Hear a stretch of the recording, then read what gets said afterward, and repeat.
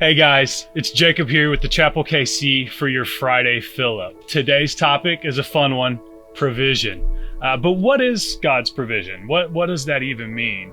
You see, provision, along with gratitude, is often an easily overlooked part of life, especially when you have stress or a pandemic taking place right now. I mean, let's be honest, COVID-19, from day one to quarantine, it's the fastest I've seen fear sweep or move in my 33 years of life. And as a Christian, it's not that our life is going to be different. It's not that it's going to look different. It's not that we're set aside and we won't have to suffer from any of the fears or the issues or the symptoms of COVID. But what it does mean is that we act a little bit different. We don't stress. We know who our provider is. We know where our provision comes from.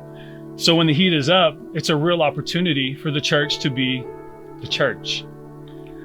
In order to do that, I think it's very important that we as the church keep our perspective on what provision really is.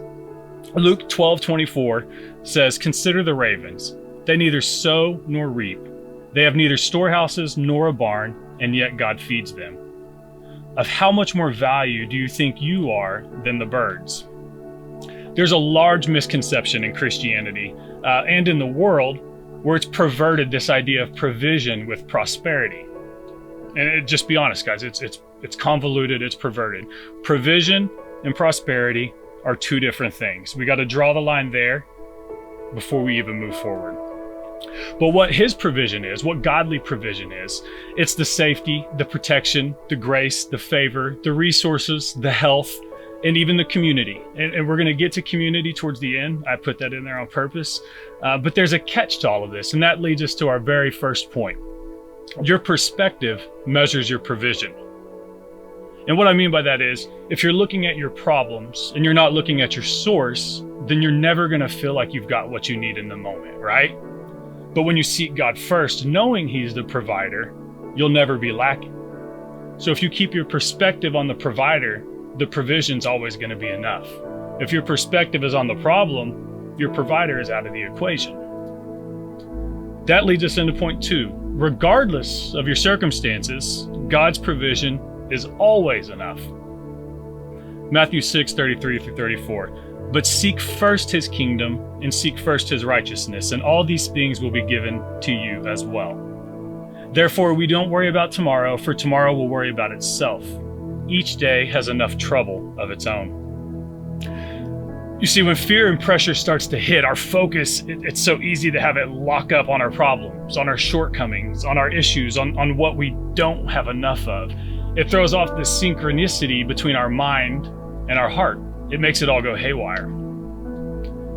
But I'm here to tell y'all, honestly, there's not a single problem you're facing today that you don't have the provision for, that God has not provided for, that He is not providing for. There's not a single issue.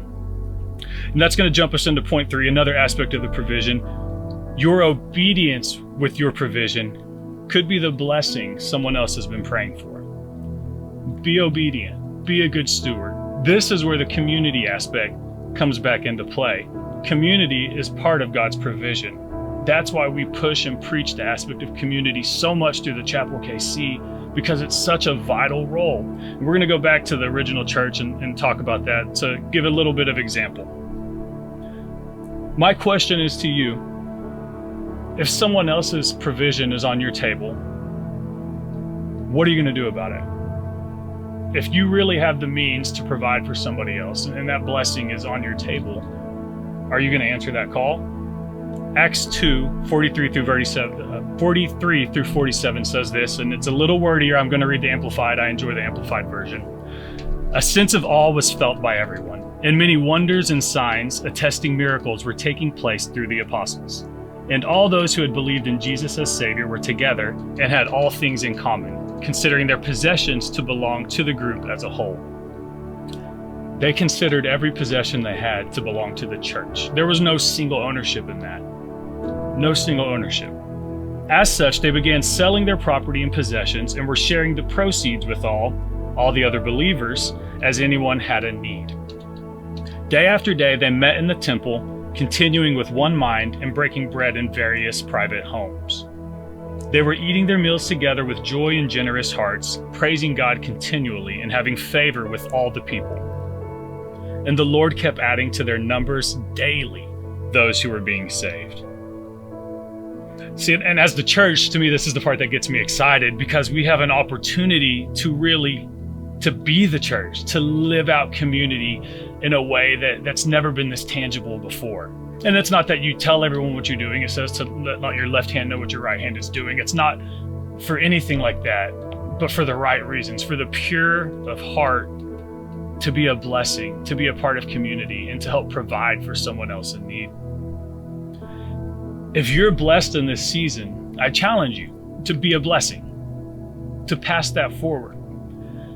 Quick recap for your Friday fill-up, touch base and go over the points again. And that's all I've got for you. 1, your perspective measures your provision. When your perspective is on the provider, the provision is never late. 2, regardless of how it looks, his provision is always enough. Number 3, your obedience with your provision could be the blessing your neighbor's been praying for. Guys, we're in such a unique time. We have such a unique opportunity to be at the church. It says in the Bible that we're here for such a time as this. Everyone is born to a specific season for a specific reason. We all have a part to play in this. So be honest with yourself. Be honest with your provisions. Pray about it. Keep your perspective on the provider. And I promise you, whatever you're lacking, whatever you're in need of, you've just got to be a good steward with it. Keep your perspective. Be a good steward. And if you've got it in this season, be a blessing. We love you guys. Be blessed.